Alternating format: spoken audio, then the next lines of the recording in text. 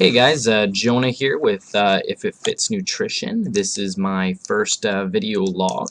Today we are going to talk about how people are using MyFitnessPal. For those of you that don't know, MyFitnessPal is basically a calorie counting app and website.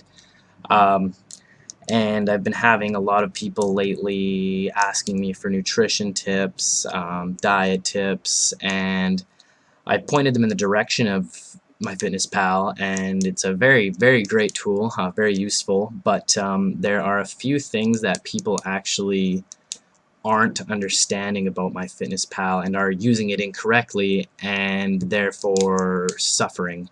So what we're going to do is we're going to log on to MyFitnessPal and we'll kind of go over the basics, and I'll explain to you guys how you could be using it wrong and how detrimental it could be to your diet.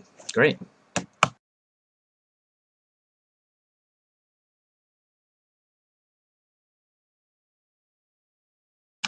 Alright, so here we are at MyFitnessPal. Normally I do not use the website. I don't really recommend it. I would just suggest getting the app, which you can do it all through your phone, save you tons of time and effort.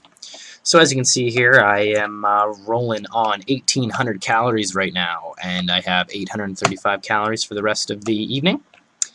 So what I wanted to go over, when you're logging your food, there are multiple things you have to look out for. So first of all, whether it's cooked or raw, that is very important. I'll see people all the time, and they will say, for example, be making quinoa, and they cook up their quinoa, they throw it on their scale, see how much they got 150 grams of quinoa. They go to add quinoa, and they punch in raw, for example. And obviously, if you cook quinoa, it expands dramatically, and therefore you are changing the calorie breakdown entirely. Because if you put in 150 grams of cooked quinoa when it was actually 150 grams before you cooked it, it's going to be completely different, and your calories are going to be off by huge numbers. So that is very important. Same goes for vegetables, a lot of things like that. So definitely keep an eye out for that. Another one is how they actually measure the food on here. So a great example would be apples or bananas. Let's go apples. I see this one all the time, and this is really bad. So let's say we wanted a Gala apple. Okay, that one's actually correct. It has a gram amount. Let's see here. Here we go. So Granny Smith apple, 100 calories for one medium apple. Okay, now what is a medium apple? My medium apple could be much different than your medium apple.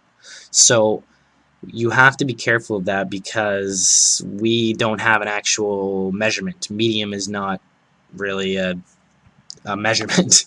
So as we saw the other one here, this is a great one, because it's got 140 grams, which is like your average apple size, or you can go in increments of 1 gram. So say you measured out your apple and it was 160 grams, 160 servings of 1 gram, perfect.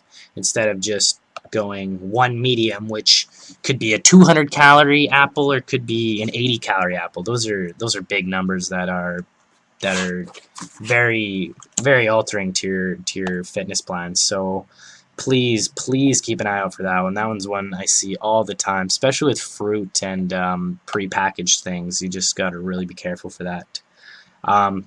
Next, do the macros add up? So let's take a look here. I think I can think of a good example here with salmon. So if you don't know, 1 gram of fat is equal to 9 calories. 1 gram of protein is equal to 4 calories, and 1 gram of carbs is equal to 4 calories. So if something is 100 calories, for example, it has to be broken down into fat, protein, and carbs, and the numbers of fat, protein, and carbs multiplied by how many calories each gram is worth should equal the total 100 calories. With MyFitnessPal, since it's all user added, sometimes that is incorrect. Let's take a look here. I bet you I could find one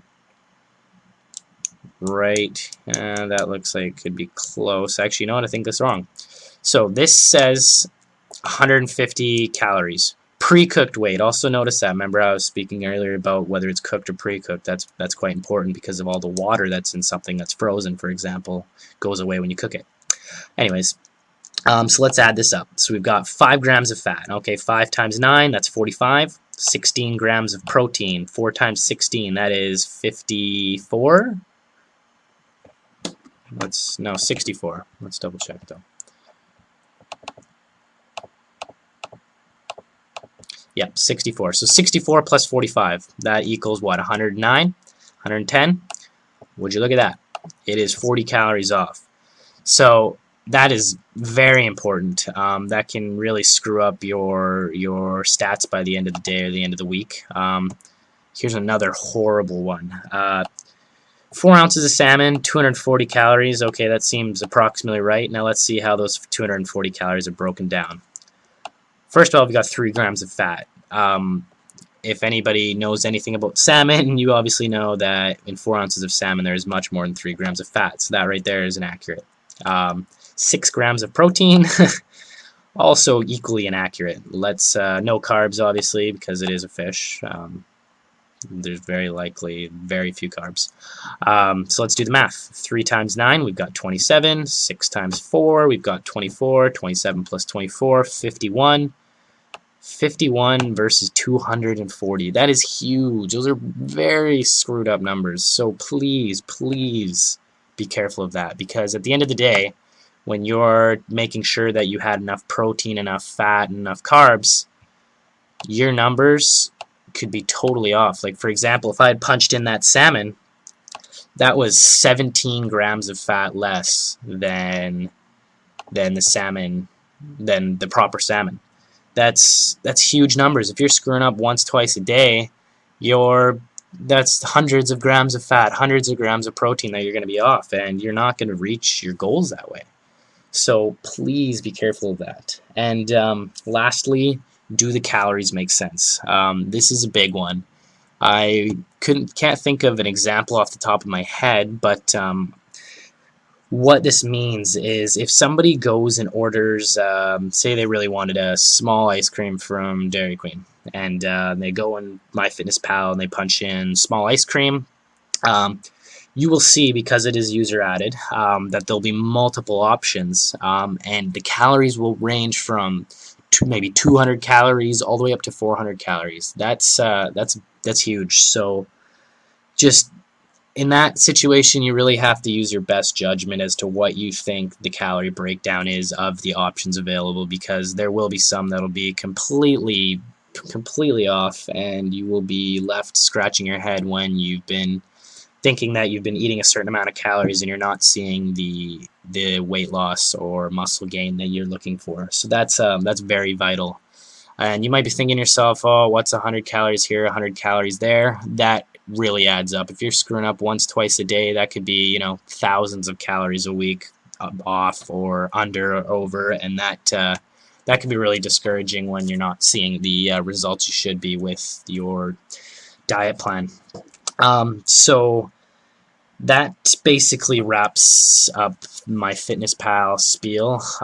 Still a great app. I really suggest using it. Just please be careful, because those are lots of very important things that you need to look out for.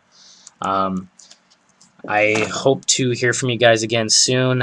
Please post any comments, feedback. Would be really appreciative of that. Any questions, I would love to answer them, or if you have anything important that you need to mention. I hope this video was useful. Let me know if it was or wasn't, because I plan on posting more throughout the next couple months here and get things up and running. And yeah, have an excellent day. Thank you.